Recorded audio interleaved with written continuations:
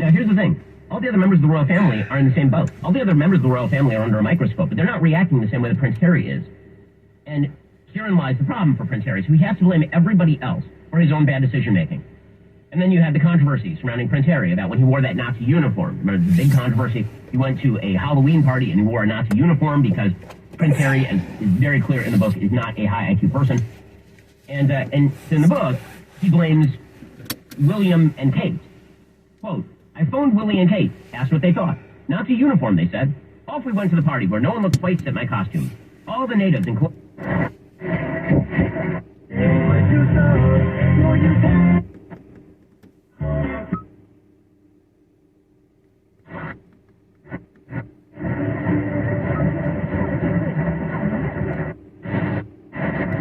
The evil stepmother is the one who is leaking to the press nearly the entire time. Right? That is the story that he is trotting out there. So he doesn't just go after the press. I mean, he goes after the press really hard. In fact, his language about the press is really kind of shocking. He actually compares the press to Islamic terrorists, but really what a lot of this is about is his deep sense of anger at his own family, which is what makes the book particularly ugly. When you air dirty laundry like this, particularly when your family seems to have gone out of its way to publicly avoid criticizing you, despite you making a series of bad decisions, them warning you over and over and over. In the book, they warn Harry over and over and over that Meghan Markle is bad news, and he just ignores them completely, despite the fact that they were very much on board with him getting psychiatric help after his military service. Apparently he had PTSD, despite the fact that they seemed to facilitate a lot of his events that he wanted to do, including very praiseworthy things like Olympic Games for people who've been wounded in action. But his language with regard to his family is really quite ugly. And he says, at the very beginning of the book, he's talking about a confrontation that he has with his father, the king, who he treats really poorly in the book. And his brother, William, who he also treats really poorly in the book, says, at last I saw them, shoulder to shoulder, striding towards me. They looked grim, almost menacing. More, they looked tightly aligned. A thought occurred, hang on, are we meeting for a walk or a duel? He says, quote, my family had declared me a nullity. Despair. I didn't complain about it, but I didn't need to dwell on it either. Far better in my mind not to think about certain facts, such as royal travel. Ta and William could never be on the same flight together because there must be no chance of the first and second in line to the throne being wiped out. But no one gave a damn whom I traveled with. The spare could always be spared. So you get to travel. He wants it both ways. On the one hand, he says, I wish people would leave. And then on the other hand, he's like, why won't they pay attention to me? Why am I less important than my brother? There's a lot of Cain and Abel in this particular book, for sure. Because no matter how much you might love someone, you can never cross the path between a monarch or child, or heir and spare, physically, but also emotionally. And this carries forward into the way that he talks about the members of his family. That's what makes the book pretty despicable. And when you dump on your family this way publicly, specifically for lots and lots of money, and Harry is making a boatload of money off of ripping on his family. He's making a boatload of money off of that. He's got a huge Netflix deal, a ridiculous miniseries with Meghan Markle, he's got a Spotify deal, he's got deals from some major networks. The way that he talks about every member of his family is pretty gross. Alrighty, coming up we'll get to Harry's characterization of his family, and it's not particularly lovely. The Ben Shapiro Show.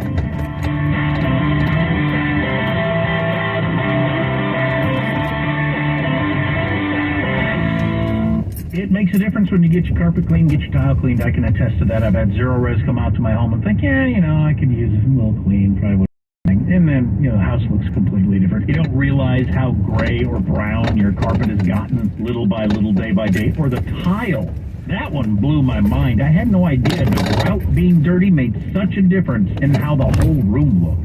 Speaking of differences, the technology that Zero Res uses is so different. Competition. The other guys clean your carpets by flooding the carpet padding, then sucking some of the water out.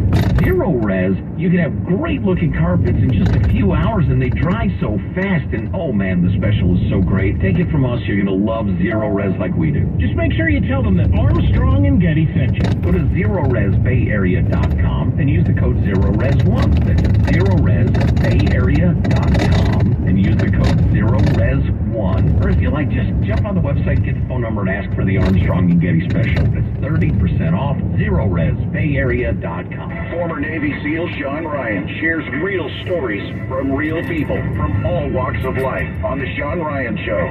Wealth strategist Rob Luna. If you can solve a problem in this world better than anyone else, house, you're going to make a lot of money. And that's really what a business's ultimate goal is, whether it's your business or a manufacturing business. It's about solving a problem, making a bigger impact in people's lives than anyone else on scale. I mean, I've been trying to scale my business for they got these therapies. Yeah. The Sean Ryan Show on YouTube or wherever you listen. Ryan Sussman here.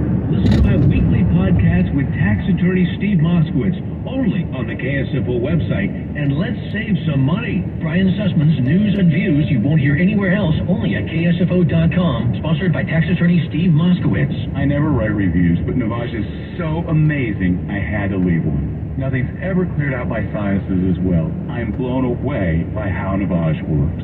That's a review from Carrie, and it's one of over 100,000 online testimonials praising Navage. I'm Martin Hoke, the inventor of Navage Nasal Care, and I've talked about flushing out allergens, viruses, mucus, and germs. How Navage's powered suction can help you breathe better, and how your nose is the body's air filter, and Navage will clean it out. But don't take my word for it. What do people like Chad say, who wrote, Navage has helped clear out my nasal passages every single night. My wife says my snoring has gone way down. Snorefest be gone, unquote. Navage is the all-natural solution trusted by over 3 million customers to help you breathe better, sleep deeper, snore less, and stay healthier without drugs. Navage is available at Walmart, Walgreens, CVS, Rite Aid, Target, and online. Navage, N-A-V-A-G-E. Clean nose, healthy life. Prescription products require an online consultation with a healthcare provider who will determine if a prescription is appropriate. Restrictions apply. See website for full details and important safety information. Subscription required. Hey guys, did you know there's a generic form of Viagra that works just the same, but is 90% cheaper? And you can get it online? Just go to 4hims.com/joy. And Hims, you'll get a free medical consultation, discreet shipping if prescribed, a 100% online process, and trusted generic alternatives to the biggest brands at 90% off. That's right, get generic for Viagra, the same active ingredient as brand name Viagra, but 90% cheaper. It's the same medication you get from your doctor, but with zero copay, no expensive appointments, and no awkward face-to-face conversations. To start your free online visit, you need to go to this exclusive 4hims.com/joy. That's 4hims.com/joy for your free online visit. FORHAMS.com/JOY. The real estate market is way complicated and changing way too fast these days to trust just a friend of a friend who happens to be a real estate agent. Our friends at the Jameson team at Toscana Properties, Bob and Sandy Jameson, they all sorts of stories like William and Monica needed to sell an Oakland home, tried to use a friend. Oh man, did they waste a lot of time and money. And it's a strain on the friendship. Don't do that. Call the Jameson team first. You're going to be glad you did. You know, you could get an instant cash offer, and we're not talking a lowball offer like you get from iBuyers, but a full value offer. Get a hold of the Jameson team. They're the agents we would trust and call to sell our homes, Bob and Sandy Jameson. I've been in real estate in the past. I know great agents when I see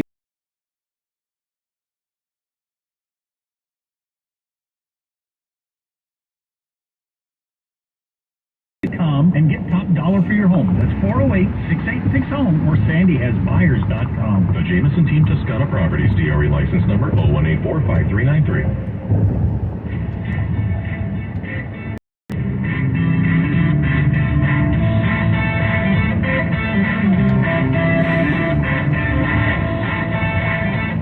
Welcome back to the Ben Shapiro Show. So, Prince Harry's new book is out, and he basically takes a shovel to the back of the heads of his family members. So, for example, his father. This hasn't really struck any of the reviewers yet, but it really is a betrayal. He talks about his father and how his father was victimized in school. The king, Charles. He says this, quote, head down, clutching his teddy bear, which he still owned years later. Teddy went everywhere with Pop, who was a pitiful object with broken arms and dangling. He expressed eloquently, better than Pa ever could, the essential loneliness of his childhood. So you're talking about your father, the king, and you're talking about how he drags around a teddy bear from his childhood. Isn't that kind of private? Isn't that kind of victimizing your father by revealing that to public view? His father, by the way, is very considerate of the fact that Harry makes a bunch of dumb mistakes, ranging from drug use to dating, quote-unquote, page 3 girls. I mean, this is a book where Harry admits like Courtney Cox's house eating mushrooms out of the fridge, like magic mushrooms out of the fridge. And this is not a book where Harry's behaving particularly high-profile behavior, his service in the military, he then talks down, which makes no sense to me. It sort of undercuts his own military service in a couple of different ways, which truly is heroic. You serve in the military on behalf of your country. But the sort of veil through which Harry sees his dad, again, is indicative of how he sees the institution of the monarchy in general. He is standing on top of the monarchy to be rich and famous, and he is ripping on that institution. And this is what makes him rich and famous in the modern world of young leadership. So he's talking about his dad at one point in the book, and how how he had been caught naked at a party on camera, which again, this stuff just keeps happening to Harry. It's very weird. It just keeps happening randomly. So he's talking about his dad's response. He didn't gloss over the facts. Darling boy, how could you be so foolish? My cheeks burn. I know. But he quickly went on to say it was the foolishness of youth. If you're it wasn't fair, because youth is the time when you're by definition unfinished. And that, by the way, is the picture of Charles Stroud's book, is him being very conciliatory and solicitous of his ne'er-do-well son. Like his dad going out of his way for his son, but he's still the bad guy. Now, the true villain here is, of course, Camilla. He suggests that Camilla, because obviously Charles was having Camilla, had known Camilla before he knew Diana. Diana emerges from this book completely unscathed, as you would imagine. I mean, Harry is, in fact, the son of Princess Di, but let's just say that Princess Di's own history was somewhat unwonderful in terms of her marital or extramarital activities or whatever. And he blames Camilla for going to the press and suggests that all the bad press coverage is coming from inside the house, essentially. Well, shortly after our private summits with her, she began to play the long game, a campaign aimed at marriage and eventually the crown, with positive about the victimization of Harry. Now, there's only one problem, as I say. All of this opposition to the family, to the royalty, to the institution, to the role, to the monarchy, all of this is lie by the fact that his brother, his older brother, who's actually the heir, is acting well within the bounds of the role that he's expected to perform. And so Harry has to come up with some excuse. And the excuse is that William is mean. The excuse is that William is cruel and malevolent and uncaring and nasty. And therefore, William, the reason that he buys it wrong, and Harry really ought to be somewhat grateful for the position that he's been put in. Not with regard to the press, obviously no one wants, but with regard to having the opportunity to do all the things that you, I mean, how many people would like to be born in England? And so he has to come up with some reason why William is wrong and Harry is right. And the answer is because William is a bad, malevolent person. So he reads this back into history. He basically says, throughout our entire childhood, William was very mean and cruel to me. Now, that, as he admits in the book, William actually spent an awful lot of time with him, that William roomed with him at a certain point, that William boarded with him, that William went out of his way to back him on multiple occasions. Now, William is bad. So he says about William, the future king, quote, I took it all in. This is about the later conference that they have, not in their childhood. Quote, I took it all in. His familiar scowl, which had always been his default in dealings with me. His alarm than my own. I mean, this is just going out of his way to slap at his brother, right? In some ways, he was my mirror. In some ways, he was my opposite. My beloved brother, my arch nemesis. How had that happened? And then he goes back through their history. He says that William pretended not to know him at boarding school, which again, siblings treating each other when they're kids. Generally, that doesn't become the topic of memoirs. He talks about how they would go out and they would shoot fireworks at each other. And he got Harry real good. And he says, behind us, I could just make out the future king of England plotting his revenge against William. Really, it's all about William's revenge against Harry. More on this in just a moment, but first, if you own a business, it's been a bumpy ride for the last couple of years, from the pandemic to inflation to incipient recession. I'm sure that you could use a break. Innovation Refunds can help you out. If your business has 5 or more employees and managed to serve, you could be eligible to receive a payroll tax rebate of up to $26,000 per employee. Not alone, there's no payback, it is a refund on your taxes. The challenge is, how do you get your hands on it? How do you cut through the red tape, get your business the refund money? Well, you head on over to getrefunds.com. Their team of tax attorneys are highly trained in this little-known payroll tax refund program. They've already returned $1 billion to businesses. They can help all the work, no charge up front. Simply share a percentage of the cash they get for you. Businesses of all types can qualify, including those who took PPP, nonprofits, even those that had increases in sales. To find out if your business qualifies, just head on over to getrefunds.com, click on Qualify Me, answer a few quick questions. This refund is only available for a limited amount of time, so you need to get started right now. Don't miss out. Head on over to getrefunds.com. That's getrefunds.com, getrefunds.com, getrefunds.com, to start saving money today. Again, the reason that I'm spending so much time on this, folks, is because it is indicative of the entire worldview of at least two generations in the West right now. Gen X and the millennials. This belief that the people who brought you into the world and who take care of you and the roles that you are given are actually bad, hem you in, and the best way for you to be a hero is to fight those rules and break free of them, and then to tattletale about them and talk about how terrible they are. He spends some time ripping on Kate, spends a lot of time, as I say, ripping on the press, he even rips on the Army, which makes no sense to me. And the Army is, again, sort of the bright spot of his resume. Okay, so finally, this brings us to Meghan Markle. And this is really where sort of Harry's break happens with the royal family.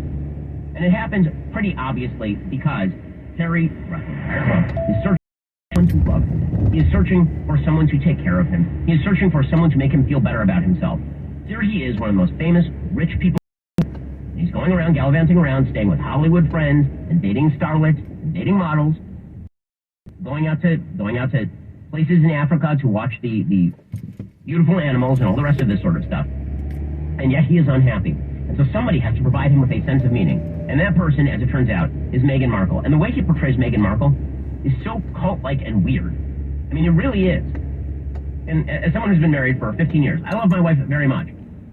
Also, the way that he talks about his wife in this book is very, very, very strange. I mean, there's a section near the end of the book, because he keeps conflating her with Diana. Near the end of the book, he literally brings her to Princess Di's grave. And here is Meg's behavior at Princess Di's grave. Quote, he leaves her at the grave of his mother, who she's never met. Quote, when I came back, Meg was kneeling, eyes shut, palms against the stone. I asked as we walked back to the boat what she'd prayed for. Clarity, she said, and guidance. Now, I'm going to say that Harry is unbelievably gullible. He's really, really gullible. He's gullible because, again, she makes him feel very special, which you get. I mean, this is presumably what people who are in love do for one another, is they make each other feel special, but his gullibility is very extreme. When I say that, I mean, this is a person who says in this book, no less than twice, that he believes that Meghan Markle never Googled him. No. She literally had a lifestyle blog in which she wrote in the lifestyle blog about Princess Kate's wedding. So, yeah, that's not true. And he seems to be under the odd misapprehension, Prince Harry, that Meghan Markle simply picked him out of a lineup, that if he'd been walking through the supermarket, they would have ended up together. Which, you know, that's a very romantic notion and all, but I do not think that it is borne out by any of the available evidence. And so his behavior, like the way that he writes about this, is so, frankly, thick. It's pretty amazing. Quote, I felt pretty sure she hadn't Googled me, because she was always asking questions. She seemed to know about nothing. So refreshing. It showed that she wasn't impressed by royalty, which I thought the first step to surviving it. He says this no less than twice, that she had not Googled him. I guarantee you that is not the case. And there are other instances in the book where he talks about Meghan Markle and her behavior. So, for example, there's one event where he brings her a present. The present is cupcakes. And, quote, she opened the box. Cupcakes, red, white, and blue cupcakes to be exact, in honor of Independence Day. She said they looked amazing. Now, I like cupcakes. My wife enjoys a good cupcake every once in a while. Again, for $7 down at the local Winn-Dixie. Meghan Markle literally went with him to Africa for like a 2-week jaunt on their third date, according to Prince Harry. And apparently, she not Googled him. Now, I have a question, ladies. Do you randomly go with men for 2 weeks to Africa, or a week to Africa, on your third date without finding out who they are? Or is that like a serial killer move? In any case, she's so taken with her, and because she fills all of these longings that he has, and because she provides him with a sense of mission, which is, of course, that the monarchy is bad and must be torn down. Because of all that, he refuses to hear from all of the glaring red warnings that his family is providing about what Meghan Markle is. So at one point, William warns her, and he says, Meg's difficult. And he says, oh, really? She's rude. She's abrasive. She's alienated half the staff. Not the first time he'd parroted the press narrative. Apparently, there's all sorts of accurate reporting from inside the house, except for the stuff about Meghan Markle. So, again, so much of this is built around the press is mean to Meghan Markle, and then he says that he wants to defend her. And obviously there's some Freudian aspects to this. He wants to defend her in the same way that he feels like he wish he could have defended his mom, Princess Di, from the press. Princess Di, by the way, used the press herself pretty aptly. But all of this led to the break with the family. And so the conclusion here is the one that really matters. So at the very end of the book, Prince Harry has now left Britain. He's left behind his family. He's left behind the royalty. He's left behind the monarchy. And he sees a hummingbird. Metaphor. Such a metaphor. There are many animal metaphors in this particular book. At the very end, there's a hummingbird that gets into their palatial estate in Los Angeles that is paid for by selling out his family, presumably. And he says, quote, "You're free. Fly away." And then, against all odds and all expectations, that wonderful, magical little creature bestirred itself and did just that, the hummingbird. But he means him. Right? That's him. You're free. Fly away. Okay, so this is why this book is important. The reason this book is important, again, is because what we have in Western civilization is a true battle, and this is true for pretty much all historic cultures, a battle over whether you as a human being ought to respect and conform to roles and rules that benefit of those institutions, or whether what makes you a hero is rebelling against those rules, flying away, violating all of those rules, ripping on your family, ripping on these institutions, while living off their benefits, by the way, because if it had not been for those benefits, there wouldn't be a single human reading Prince Harry's memoir. He certainly had to pay this ghostwriter to write the memoir, and I highly doubt that Prince Harry is nearly as articulate or bestirring as this particular memoir is. What do we wish our leadership class to look like? This is why the whole Meghan Markle thing crosses the water and has become so political. It's why you see so many conservatives in the United States who are angry with Prince Harry, even though they have really no stake in the monarchy, and why you see so many people on the left who are very, very happy with Prince Harry and Meghan Markle and see them as real fighters. Now, one of the things that is notable about this book is that Prince Harry and Meghan Markle went on Oprah and basically said that members of the royal family were racist. That does not appear anywhere in the book. All of the allegations of racism are attributed to the press. With that said, I think that if you see Prince Harry as sort of a sad human who has made for himself a sad life and now feels a mission in destroying that which made him sad, that is a better read on this. And if you see that as heroic, then that says something about institutions and whether they are worthy of preserving, generally speaking. There's a lot here to be sad about, obviously. Prince Harry's a sad person. Princess Di's death is tragic. The monarchy seems like a very hard way to live, particularly for young people. Prince is now 38 years old. And the fact that he has decided to essentially rip down an institution that provided him with all of his fame, his fortune, and yes, his wife, because if he were not a prince, she would not have given him a second look. He would have been a non-college graduate who served in the military, dating a student. I will let you wonder whether that is a thing that normally... all of that is worthy of consideration as we move forward and decide which institutions are worth preserving and which people we ought to treat as heroes. We'll get to more on this in just 1 second. First, last year, because of you, the Ben Shapiro Show saw 10,000 babies' lives saved. Thank you to all who made this possible. This year, we're going to double that goal and save 20,000 babies' lives. Will you help us? This world is zealous for the blood of children, unfortunately, even proposing now abortion after birth in certain states. But in the midst of this darkness, there's a light that shines. That is the organization Preborn. Preborn has rescued over 200,000 babies from abortion. Every day, their clinics save 150 babies' lives. When a mom with an unplanned pregnancy sees her precious baby on ultrasound and hears the heartbeat, her baby's chance of survival is doubled. Preborn receives no government funding. Their clinics are completely dependent on people like Life Community. To donate, just dial #250, say keyword baby. 100% of your donation will go to saving babies. One ultrasound is just $28, less than most dinners, and involved today, that is pound, or donate securely at preborn.com/Shapiro. That's preborn.com/Shapiro. These ultrasounds, they are literally life-saving.